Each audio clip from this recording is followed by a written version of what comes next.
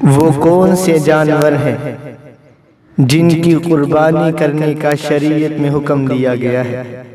اس سوال کا جواب دیتے ہوئے کائنات کا رب سورۃ الانعام سورت نمبر 6 میں اعلان فرماتے ہیں، ثمانیۃ ازواج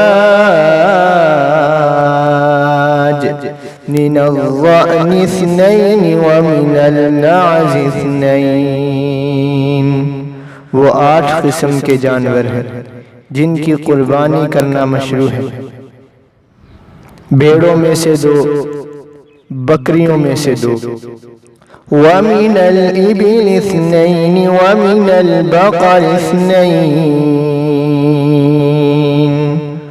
اونٹوں میں سے 2 اور گایوں میں سے 2، یعنی کل جانور جن کی قربانی کرنے کا شریعت میں حکم دیا گیا ہے وہ 8 ہیں۔ بھیڑ، دمبا، بکرا، بکری، اونٹ، اونٹنی، گائے اور بیل، یہ 8 قسم کے جانور ہیں۔ صرف انہی جانوروں کی قربانی کرنے کا شریعت میں حکم دیا گیا ہے۔